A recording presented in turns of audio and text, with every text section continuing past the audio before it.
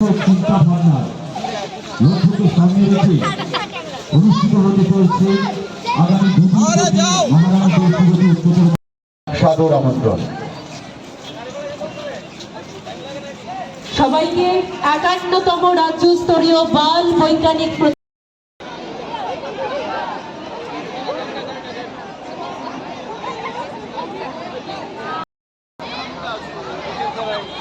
একটু এদিকে তাকান।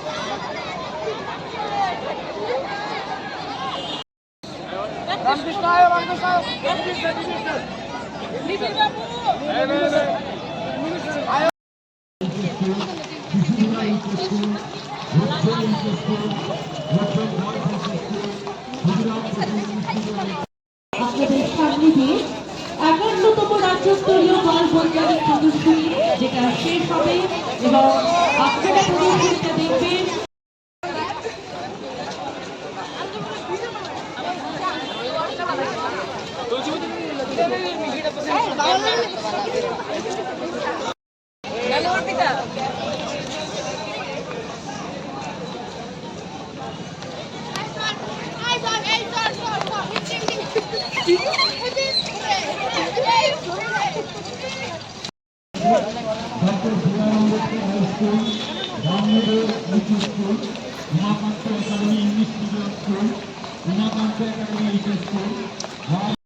বিশেষ র্যালিতে এসসিআরটির উদ্যোগে ওয়েস্ট ডিস্ট্রিক্ট এডুকেশন অফিসের সহযোগিতায় আয়োজন করা হয়েছে ৫১তম রাজ্যস্তরীয় বাল বৈজ্ঞানিক প্রদর্শনী।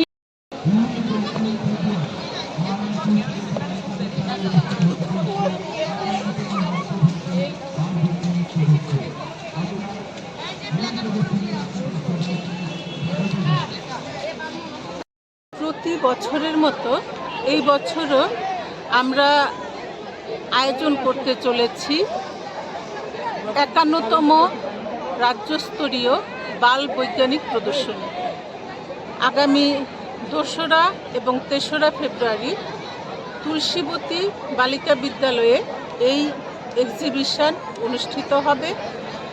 আগে আমরা প্রতি বছর এইটা বিজ্ঞান, গণিত এবং এনভায়রনমেন্ট এক্সিবিশন হিসেবে অনুষ্ঠিত করে এসেছি।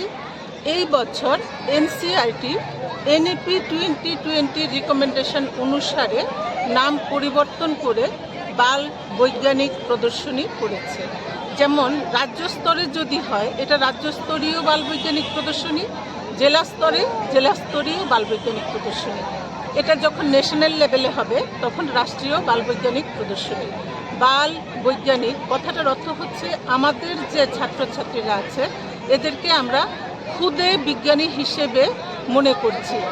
এদের যে ক্রিয়েটিভিটি, এদের যে সৃজনশীলতা, এই জিনিসগুলো আমরা এই এক্সিবিশনে দেখাবো। তো এই এক্সিবিশনের এইবারের থিম হচ্ছে science and technology for society. আজকে আমাদের এই র্যালির উদ্দেশ্য হচ্ছে এই বাল বৈজ্ঞানিক প্রদর্শনী সম্পর্কে সবাইকে জানানো, যাতে প্রত্যেক সুধী এবং সজ্জন মণ্ডলী আমাদের এই এক্সিবিশনে আসেন। এবং পাশাপাশি 2023 ছিল ইন্টারন্যাশনাল মিলেট ইয়ার।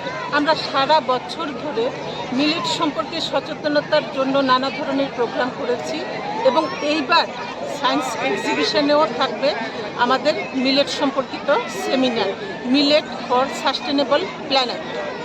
এবং এই সম্পর্কে সচেতনতা বৃদ্ধির জন্য এবং মিলেটের যে নিউট্রিশনাল ভ্যালু এটা সবাইকে জানানোর উদ্দেশ্যে আমাদের আগরতলার 12টা স্কুলের প্রায় 1200 স্টুডেন্ট আজকের এই র্যালিতে পার্টিসিপেট করেছে।